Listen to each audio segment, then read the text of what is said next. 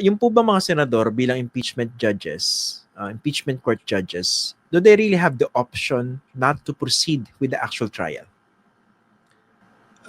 My opinion is that they don't have an option dahil the Constitution says once they receive the articles of impeachment, trial shall proceed forthwith. So they have to proceed to trial and try and decide the case because that's exactly what the Constitution says, no? So I think it's not constitutional if they will dismiss it on a motion to dismiss. Pero what if naturally the defense would raise the supposed defect or defects in the articles of impeachment? Yun ba dapat pong entertain yun? Or can Well, that be entertained? yes, that will be entertained together with the introduction of evidence on the other articles, no? Affirmative defense kasi yung lack of jurisdiction. They can argue that also.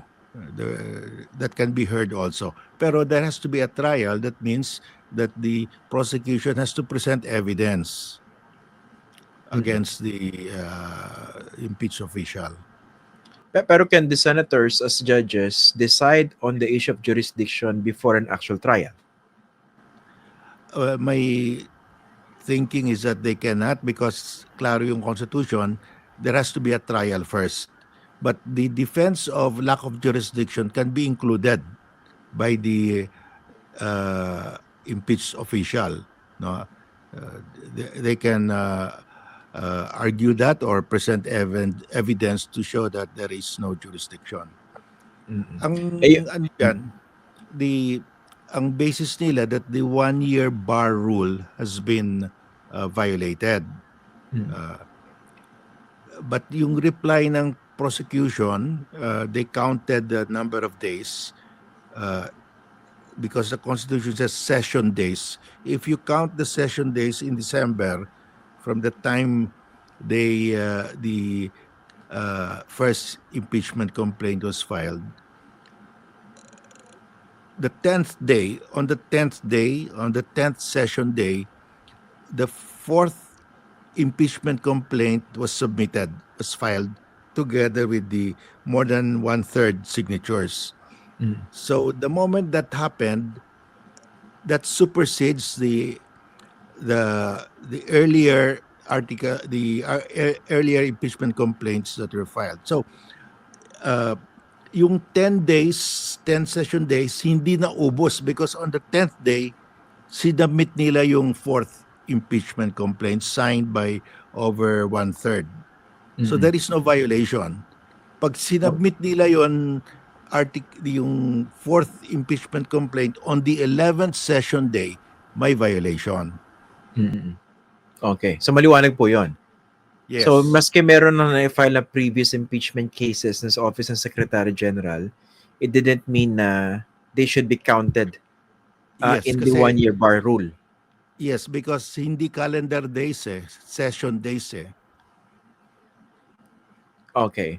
O sige. Pero paano nga po, yung pwede bang pagdesisyonan o pagbotohan ng mga senador pag nag-resume po yung impeachment court?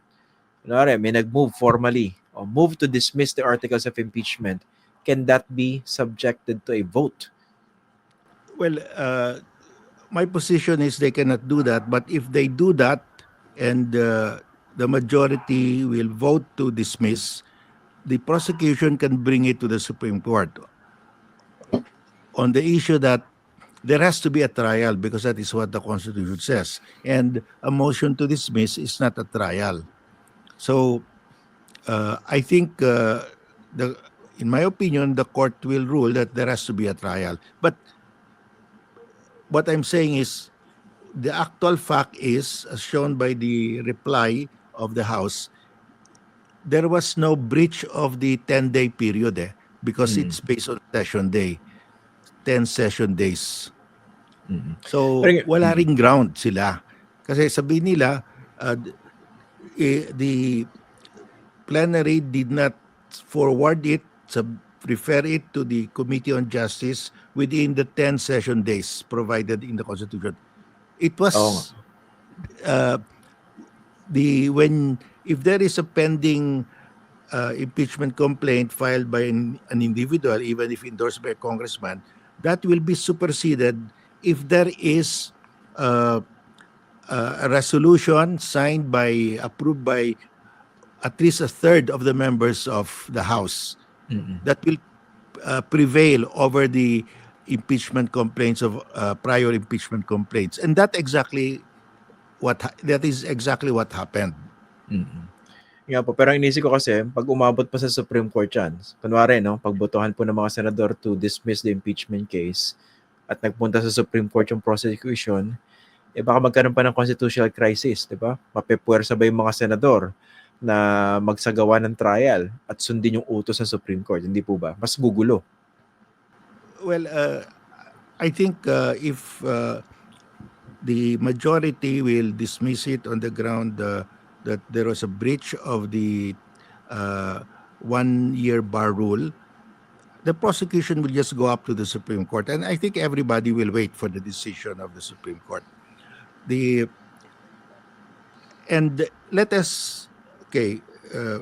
Supreme Court can decide either that there was no breach, and it can also decide, let's say it will decide there was a breach. If there was no breach, then balik yan, tuloy yung impeachment proceedings. If there was a breach, by that time, because this will happen in August, because they will meet first on July 29, August, that will be the time the prosecution will go to the Supreme Court. There will be oral argument, maybe September. The earliest that the court can decide this probably will be December. By that time, the 1-year bar rule has expired already. Kasi December final yung first impeachment complaint December of 2024 So, since the 1-year bar rule has expired, the House can refile the same articles of impeachment with the signature, with the approval of at least a third of the members of the House of the 20th Congress. I-refile lang nila. Tuloy ngayon kasi wala nang there's no question that is now the articles of impeachment dahil mauna yan so what the defense can do is just to delay, but the trial will definitely proceed either way.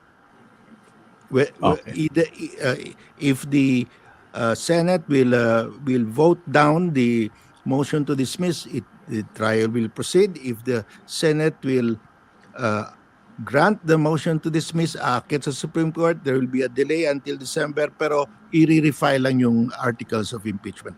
Tuloy pa rin yung impeachment.